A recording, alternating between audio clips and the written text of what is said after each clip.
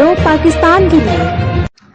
نوشہرہ جدید کے نواحی علاقہ موصو بہاولپور گھلواں کے رہائشی بشیر احمد چوکی انچارج ہتھیجی لیاقت کے خلاف احتجاج کرتے ہوئے کہا کہ چودھری لیاقت نفری کے ہمراہ ہمارے گھر گھس آیا، میری بیوی عذرا مائی کو تھپڑ مکر و غلیظ گالیاں دی،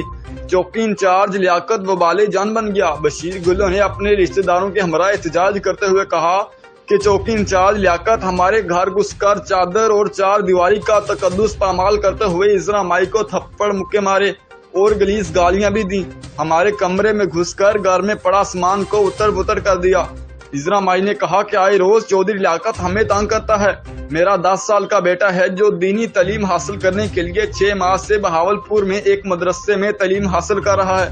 اس کو بھی جھوٹی FIR میں نامزد کر دیا۔ سائل بشیر گلو نے DPO بہاولپور صہیب اشرف، DSP احمد پور شرقیہ بختیار احمد ہمارے ساتھ انصاف کریں اور ہمارے خلاف جو ناجائز FIR درج ہوئی ہیں وہ خارج کی جائیں۔ اس حوالے سے چوکی انچارج ہتھیجی لیاقت سے بات کی گئی تو اس کا کہنا تھا کہ اس کے بیٹے کے اوپر FIR دی ہے، جس کی وجہ سے مجھ پر غلط الزام لگا رہے ہیں۔